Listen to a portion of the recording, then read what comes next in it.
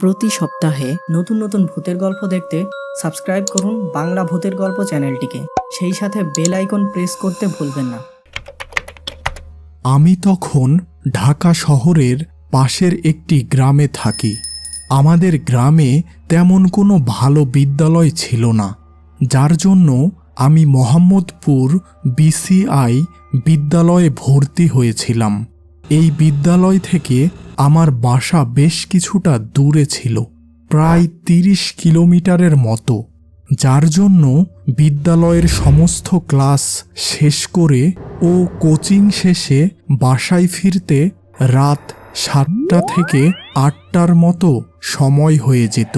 তো ওই দিন কোচিংয়ের পর বিশেষ কিছু কাজ সম্পূর্ণ করে বাসায় যাব, এমন সময় মোবাইলে দেখলাম রাত ১০টা। আশেপাশে কোনো সিএনজি বা ট্যাক্সি লক্ষ্য করলাম না। এমন সময় একজন রিকশাওয়ালা এসে জিজ্ঞাসা করল, আরে মামা, এত রাতে এখানে কি করছেন? কোথাও যাবেন নাকি? আমি যেখানে যাব আপনি সেখানে যেতে পারবেন না, কারণ আমার বাসা অনেক দূরে। মামা, সমস্যা নাই, সামনে একটা বাস স্ট্যান্ড আছে, আমি আপনাকে ওইখানে নামিয়ে দেব। রাত ১২টা পর্যন্ত ওইখানে বাস চলাচল করে। আমি তখন বেশ খুশি হয়ে বললাম, আচ্ছা তাহলে চলো।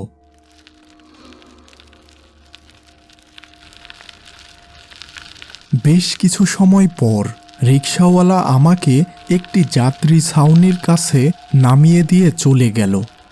কিছু সময় ওইখানে বসে থাকার পর একজন বৃদ্ধ লোক এসে বলল, আরে বাচ্চা, তুমি এখানে এই রাতে কি করছো? আমি এখানে বাসের জন্য অপেক্ষা করছি। আচ্ছা, আপনি বলতে পারেন পরবর্তী বাস কখন আসবে? পরবর্তী বাস? আজকে তো এখানে অবরোধ চলছে, যার জন্য আজকে সকাল থেকে এখানে কোনো প্রকার বাস চলাচল করছে না। মনে মনে বেশ রাগ হলো ওই রিকশাওয়ালার প্রতি। ও কি জানতো না আজকে এখানে অবরোধ চলছে? যাই হোক, মনটা বেশ খারাপ হয়ে গেল। এত রাতে কিভাবে আমার বাড়ি যাব? আমার মুখের অবস্থা দেখেই বৃদ্ধ লোকটি বলল, চিন্তা কিছু করো না, সামনে একটু হাঁটা শুরু করো, সিএনজি বা ট্যাক্সি কিছু একটা পেয়ে যাবে। আমি এবার ওই বৃদ্ধ লোকটির কথা মতো তার দেখানো দিকে হাঁটা শুরু করলাম। বেশ কিছু সময় হাঁটার পরও কোনো প্রকার সিএনজি বা ট্যাক্সি পেলাম না। রাত তখন প্রায় 11টা বাজে।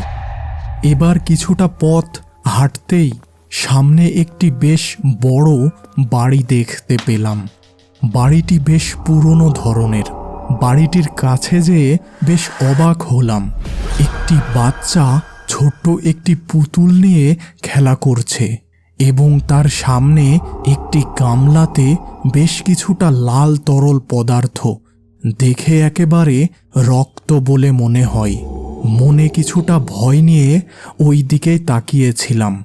এমন সময় হঠাৎ, বন্ধুরা, আজকের এই ভৌতিক গল্পটি পাঠিয়েছে বাংলাদেশ থেকে মোহাম্মদ সানি। এই ভূতের গল্পের প্লটটি তার কথা মতো সত্য ঘটনা, যা তার সাথে ঘটেছিল। তবে গল্পের ক্লাইম্যাক্সে আমরা কল্পনার আশ্রয় নিয়ে পরিবর্তন করেছি। আপনাদের অসংখ্য ধন্যবাদ আমাদের পোস্টে সাড়া দেওয়ার জন্য। এমন সময় হঠাৎ সামনে এক বৃদ্ধ এসে আমাকে জিজ্ঞাসা করল, আরে আপনি এত রাতে এখানে কি করছেন? আমি ভীষণ বিপদে পড়েছি। এভাবে আমি আজকের সমস্ত ঘটনা তাকে খুলে বললাম। বৃদ্ধটি একটু চিন্তিত মুখে বলল, আচ্ছা ঠিক আছে, তাহলে আজকের রাতটা এখানেই থাকুন, আমার পিছু পিছু চলে আসুন। আমি লোকটির পিছু পিছু হেঁটে একটি বড় ঘরে প্রবেশ করলাম। আপনি এখানে এই ঘরেই থাকবেন আজকের রাতে? আচ্ছা। বাহিরের গেটের কাছে একটা বাচ্চাকে দেখলাম। এত রাতে বাচ্চা? কই, আমি তো কোনো বাচ্চা দেখিনি। আরে আপনি কি বলছেন? বাহিরের উঠানেই তো দেখলাম। ওহ, বুঝতে পেরেছি। আসলে এই বাড়িতে রাতের বেলা অনেক কিছুই দেখবেন, তবে সেগুলো সব বিশ্বাস করার প্রয়োজন নেই। মানে ভূতের কথা বলছেন? আচ্ছা বাদ দাও ওই সব কথা, এখন তুমি ঘুমিয়ে যাও, অনেক রাত হয়েছে। আর শোনো, ঘরের দরজা বন্ধ করে দিও, আর সকালের আগে আর এই দরজা খুলবে না। বাহির থেকে বিভিন্ন প্রকার শব্দ শুনতে পাবে, তবে সাবধান, ভুলেও এই ঘর থেকে বাহির হইও না। এবার বৃদ্ধটি আমাকে আর কোনো প্রকার কথা বলার সুযোগ না দিয়ে দ্রুত ঘর থেকে বেরিয়ে গেল। সারাদিনের ক্লান্তির জন্যই হয়তো বিছানায় শোয়া মাত্র ঘুমিয়ে গেলাম। হঠাৎ কোনো মানুষের গগনভেদী বিকট চিৎকারে আমার ঘুম ভেঙে গেল।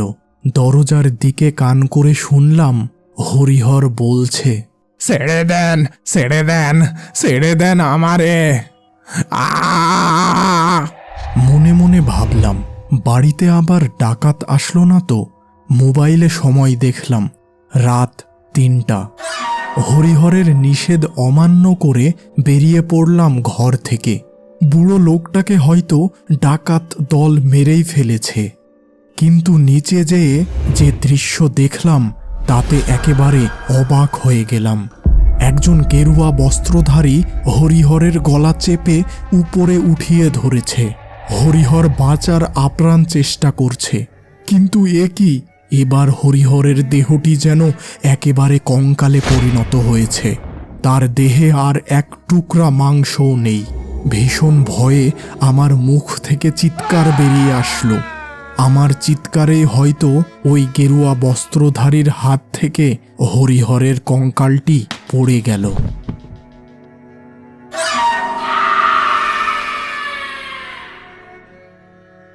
লোকটির চোখের কোটরে কোনো মণি নেই।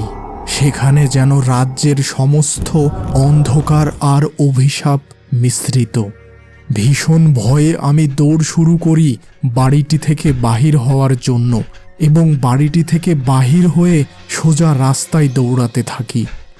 সামনে কেবল চোখে পড়ছে দুটি সাদা আলো, এবং একে একে ওই দুটি আলো পরিণত হলো বৃহৎ এক আলোতে, আর আমি হয়তো তখনই জ্ঞান হারালাম।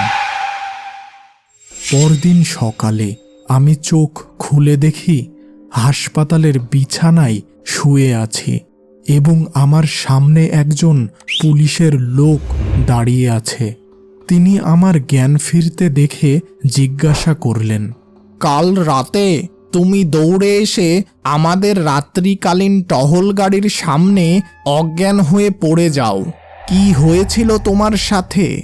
আমি তখন তাকে রাতের সমস্ত ঘটনা বলি। তিনি বেশ কিছুটা অবাক হয়ে বললেন, তুমি বেশ ভাগ্যবান, এর আগেও অনেক পথ ভোলা পথিকের মৃতদেহ ওই পরিত্যক্ত বাড়ি থেকে উদ্ধার করা হয়েছে।